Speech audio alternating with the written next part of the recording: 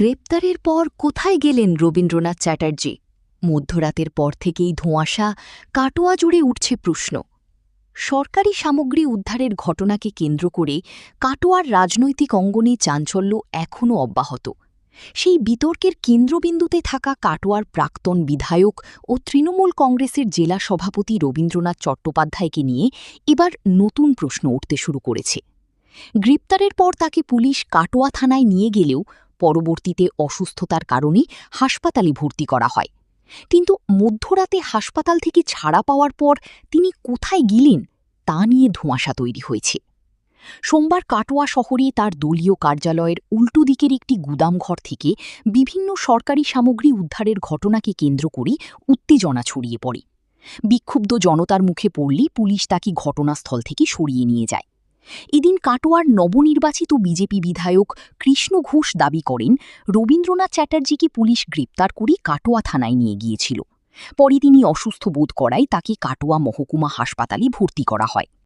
হ্যাঁ, দেখুন, আমিও শুনেছিলাম, যেহেতু আমি কাল একটু বাইরে ছিলাম আর আমাদের কার্যকর্তারাও ছিল। পুলিশ স্পটে এসে গ্রেপ্তার করে, মাল সমেত গ্রেপ্তার করে ওনাকে থানায় নিয়ে যায়। থানায় নিয়ে যাওয়ার পর উনি অসুস্থ বোধ করছিলেন, তো পুলিশকে বলতে পুলিশ ওনাকে ফের হসপিটাল নিয়ে যায়।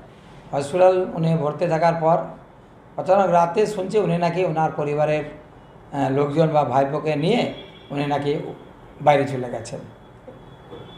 দেখুন, এটা তো পুলিশ বলতে পারবে, পুলিশের বিষয়। এটা নিয়ে আমি মন্তব্য করতে চাই না কোনো।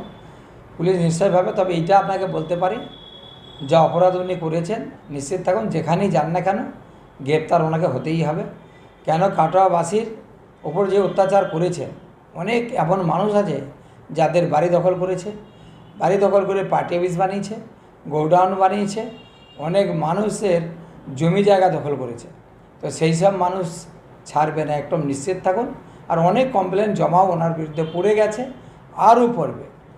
মানুষকে আমি একটাই বলবো, গত দিনগুলো যেভাবে আপনাদের বাড়িঘর হারিয়েছেন, দখল করে নিয়েছিল তৃণমূল শাসনকালে, যে অত্যাচার এই বিধায়ক রবীন্দ্রনাথ চট্টোপাধ্যায় করেছিলেন, তার সঙ্গভঙ্গ, সেই গুন্ডারাজকে যদি খতম করতে হয়, তাহলে আপনাদের প্রত্যেকজনের কাছে বলবো, আপনাদের যা কিছু হারিয়েছেন সেই সমস্ত বিষয় নিয়ে থানায় যান আর কমপ্লেন করুন, যাতে একজন চোরও বাদ না যায়।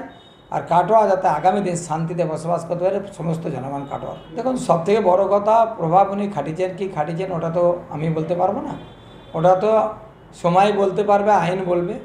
আর প্রশাসন আছে, তিনি দেখছেন কোথায় কী হয়েছে, কোথায় প্রভাব খাটিয়েছেন, সব ধরা পড়বে, নিশ্চিত থাকুন।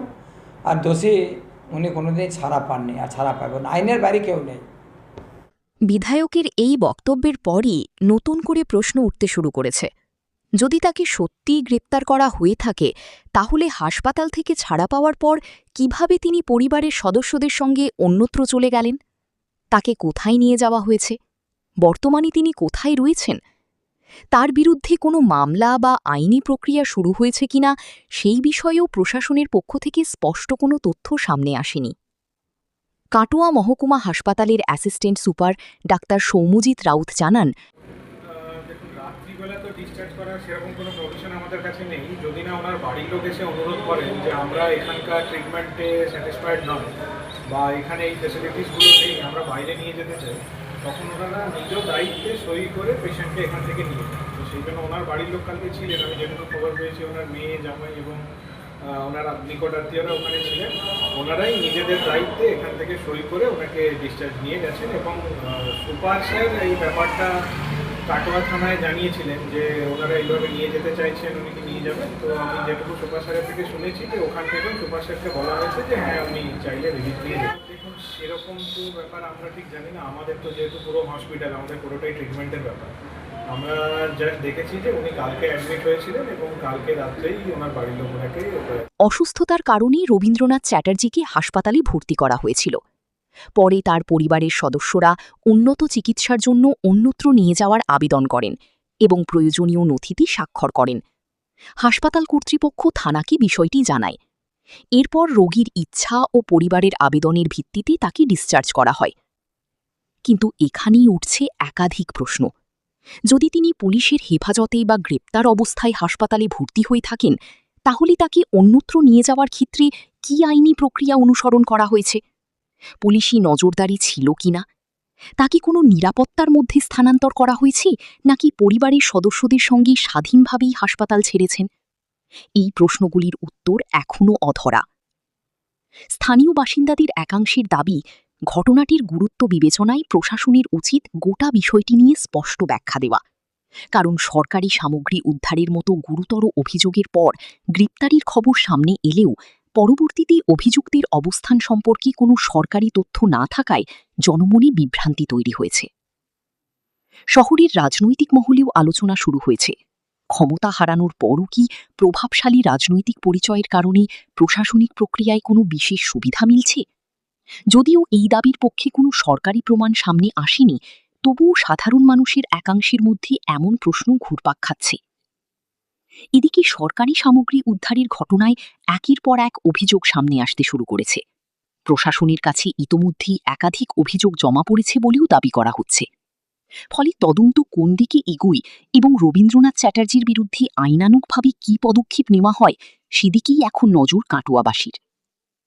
মধ্যরাতে হাসপাতাল ছাড়ার পর তার অবস্থান নিয়ে তৈরি হওয়া রহস্য এবং গ্রেপ্তারের পরও তাকে ঘিরে প্রশাসনের নীরবতা, এই দুই বিষয়ই এখন কাটোয়ার রাজনৈতিক ও সামাজিক মহলে সবচেয়ে বড় আলোচনার বিষয় হয়ে উঠেছে। তদন্তের স্বার্থে প্রশাসনের কাছ থেকে স্পষ্ট ব্যাখ্যা এবং আনুষ্ঠানিক অবস্থান জানার দাবি ক্রমশ জোরালো হচ্ছে। হচ্ছেটা কি? আপনাদের কথা তুলে ধরব আমরা খবরের গভীরে, খবরের মাঝে।